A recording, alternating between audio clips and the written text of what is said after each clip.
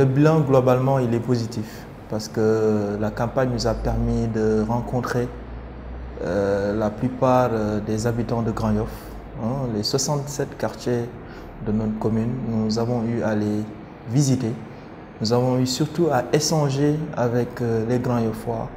Et quand on regarde et quand on écoute ce que disent les Grand Yoffois, ils disent clairement qu'ils sont avec le président, qu'ils vont lui donner cette majorité. C'est pour cela que nous sommes plutôt satisfaits à quelques heures de cette fermeture de campagne.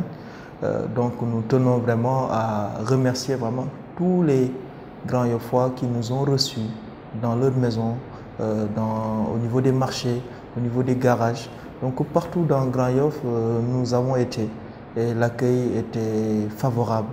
Et les gens nous ont vraiment bien accueillis et surtout ont bien apprécié le bilan que le président de la République a eu ces 5 années et ne vont surtout pas hésiter à lui redonner cette majorité pour qu'il puisse continuer cette œuvre pour le Sénégal, pour surtout permettre au Sénégal de garder cette stabilité au niveau des institutions et surtout préserver notre paix qui nous est si chère. Cette victoire, elle est assurée au niveau de Grand Yoff, mais également au niveau du département. On espère vraiment que la victoire sera belle partout. Et surtout que nous voulons un certain pourcentage. Le président de la République a fixé le cap à au moins avoir donc les 60% au niveau national. Je pense que c'est largement à notre portée. Et d'ici quelques heures, le dimanche prochain, je pense que les Sénégalais vont voter en majorité pour cette liste Benno Bokk Yakaar pour donner donc au président de la République cette majorité, mais surtout préserver la stabilité du pays. Il faut regretter juste donc cette violence.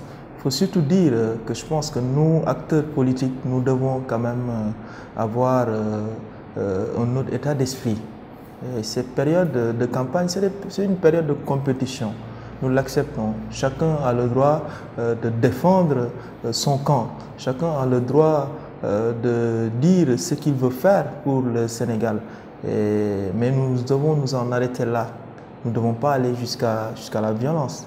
Nous ne devons pas surtout violenter ceux-là qui ne sont même pas dans nos partis, qui participent à nos meetings, qui participent à nos caravanes et qui sont des simples Sénégalais qui veulent venir écouter ce que les politiciens disent. Et le Sénégal vote depuis 1840. Donc vraiment, je ne vois pas pourquoi aujourd'hui, en 2017, qu'on utilise la violence pour tout simplement dire qu'on est contre telle ou telle personne. Je pense qu'on doit dépasser cela. Et après ces élections législatives, nous devons faire le bilan. Plus jamais ces violences-là doivent être constatées dans nos caravanes, dans nos meetings, dans nos proximités. Il est temps que les gens prennent conscience et surtout que notre peuple est assez mature. Et Inch'Allah, le 30 juillet, tout le monde verra que le peuple sait choisir. Et à partir de là, je ne vois pas le pourquoi sous tout ce tintamarre, tout ce bruit. Et alors qu'au finish, c'est les Sénégalais qui vont décider. Et je pense qu'ils vont bien décider. Je pense que le gouvernement a enclenché un processus de fabrication des cartes biométriques. On est à plus de 80% de taux de retrait. Maintenant, les 20% restants, pour leur permettre de voter, le Conseil constitutionnel a donné cet avis. Et cet avis s'applique à tout le monde. C'est une décision qui s'applique à toutes les autorités, même le président de la République.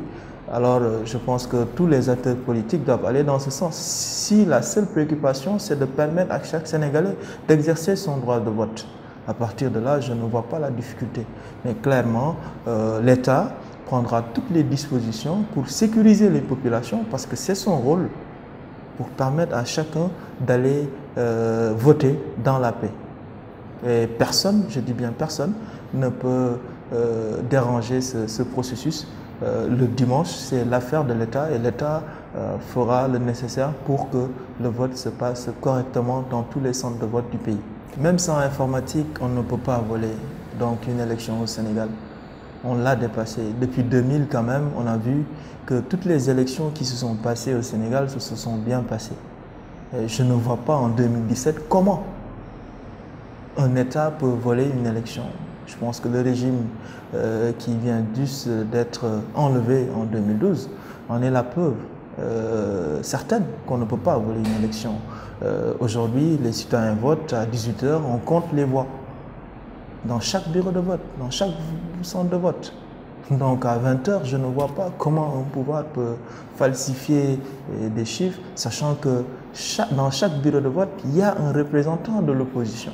Je pense qu'ils se sont focalisés sur quelque chose, à mon avis, qui les a beaucoup retardés. Nous, on était concentrés sur les voix des Sénégalais, on était concentrés sur nos arguments que nous avons donné à tous les Sénégalais.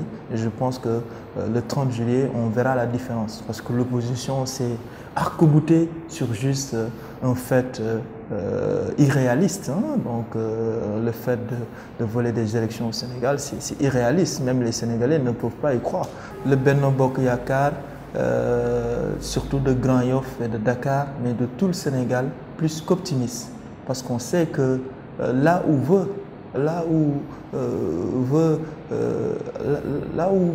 donc, le président de la République veut amener le Sénégal, c'est changer ce pays, c'est transformer ce pays, c'est permettre à ce pays de sortir définitivement de la pauvreté et d'aller vers l'émergence.